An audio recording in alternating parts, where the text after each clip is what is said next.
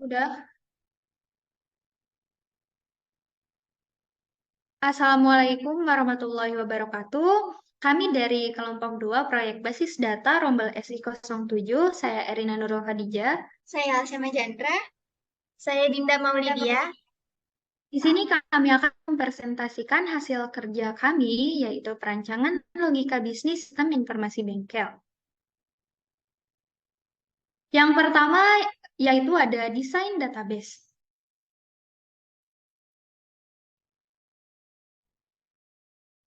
Nah, apa sih desain database ini? Bahkan kita untuk membuat, merancang, dan maintaining sebuah sistem manajemen data perusahaan yang bertujuan untuk menghasilkan server yang berisi kumpulan informasi yang memudahkan setiap orang di perusahaan untuk memperoleh, mengakomodasi, dan mendistribusikan data yang diperlukan untuk menjalankan kegiatan perusahaan. Di sini ada contoh dari desain database. Eh, Langkah langkah yang diperlukan untuk membuat desain database ini yang pertama ada menentukan tujuan database, menemukan dan menata informasi yang diperlukan. Seperti di sini saya membuat 4 tabel yaitu ada pelanggan, kendaraan, servis, dan pembayaran. Kemudian membagi informasi ke dalam tabel seperti di sini ada nama pelanggan, hal itu termasuk ke dalam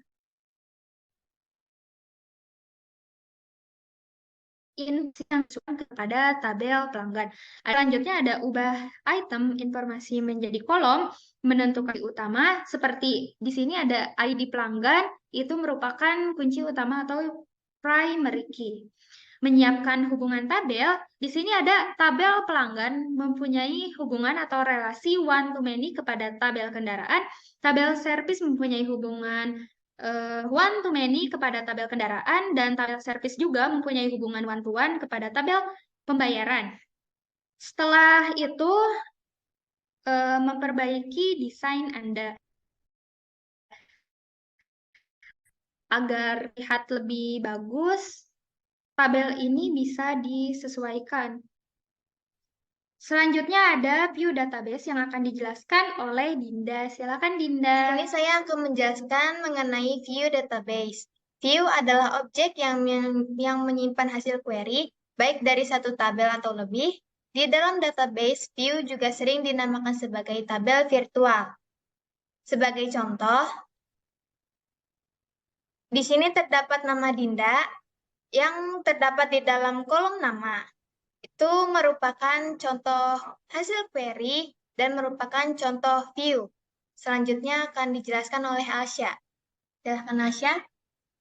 Berikut adalah storage procedure.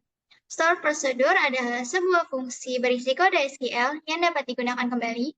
Dalam store procedure juga dapat dimasukkan parameter sehingga fungsi dapat digunakan lebih dinamis berdasarkan parameter tersebut. Berikut contohnya. Contohnya create procedure update status service. Di sini kita bisa mengupdate status service dari data sebelumnya dan akan menampilkan service yang baru.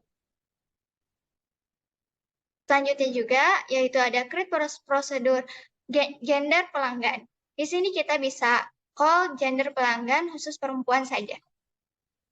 Dan selanjutnya dibacakan oleh Ajlin. For function dengan parameter merupakan sebuah blok SQL atau SQL yang dapat menerima inputan parameter, menjalankan sebuah program tertentu yang kemudian akan mengembalikan hasil atau nilai tertentu. Store function disimpan secara permanen di dalam database. Struktur dari proses dan function dengan parameter hampir sama, akan tetapi function harus mengembalikan nilai atau paling tidak mempunyai pernyataan return pada blok yang memanggil function tersebut.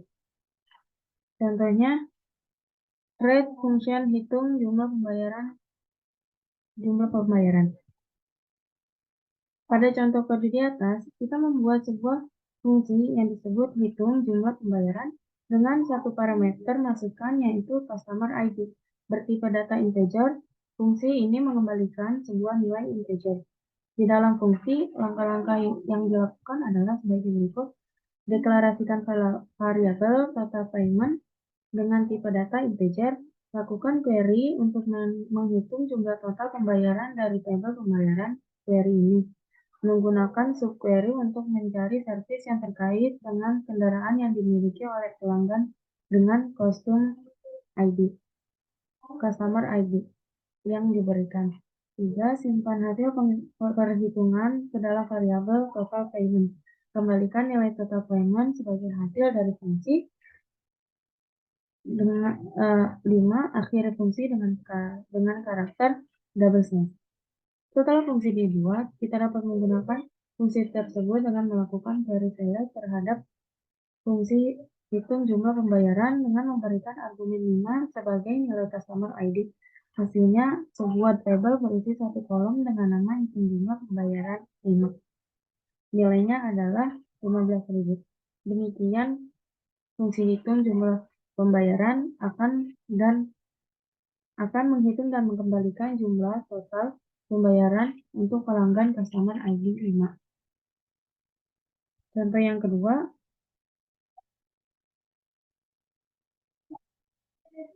read function gender. Pada contoh yang kedua, kita membuat fungsi yang disebut gender dengan satu parameter masukan yaitu JK.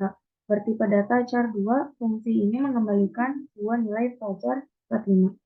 Di dalam fungsi, langkah-langkah yang dilakukan adalah sebagai berikut.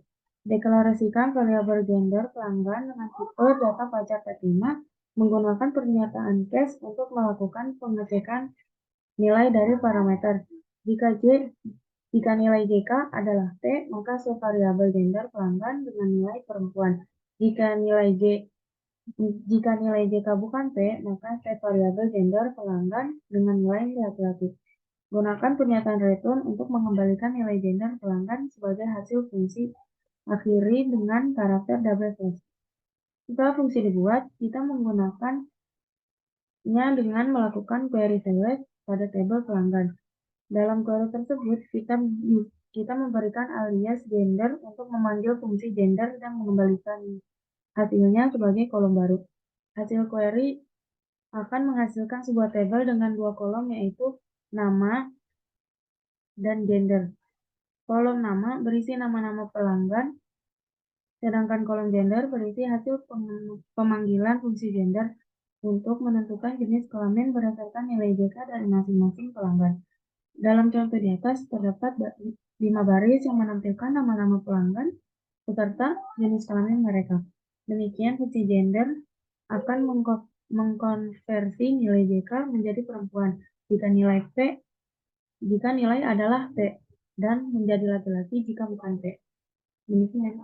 Baik, yang terakhir ada trigger. Apa sih trigger itu? Nah, trigger adalah kumpulan SQL yang jalan secara otomatis untuk mengeksekusi perintah insert, update, dan delete. Di sini saya membuat satu trigger, yaitu trigger update. Sebelum membuat trigger, kita harus membuat dulu tabel, karena tabel ini nanti akan digunakan sebagai wadah dari menjalankan trigger. Seperti di sini contohnya ada create table data sebelumnya. Tabel ini diakses di trigger before pelanggan update. Di sini bisa dilihat ada insert into data sebelumnya. Jadi data yang sebelum diupdate akan dimasukkan ke tabel data sebelumnya. Setelah membuat tabel dan trigger, kemudian akan diupdate seperti ini. Seperti di contoh. Setelah itu akan dicek di tabel data sebelumnya bahwa data sebelumnya telah masuk ke tabel tersebut. Sekian dari kami. Mohon maaf. Terima kasih.